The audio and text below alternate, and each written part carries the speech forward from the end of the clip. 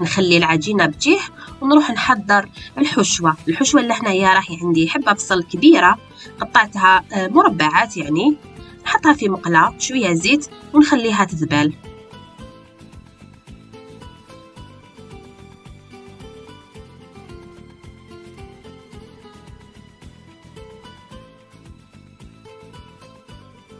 بعد ما يطيح شويه داك البصل نضيفوا معاه هذيك الحبه تاع فلفل احمر، واكيد اللي عنده فلفل الوان ولا ماشي شرط فلفل اخضر ما يهمش، انا هذا هو الفلفل اللي كان عندي في الدار، كانت حبه فقط قطعتها مربعات ودرتها مع هذاك البصل ونخليهم يذبالوا كيف.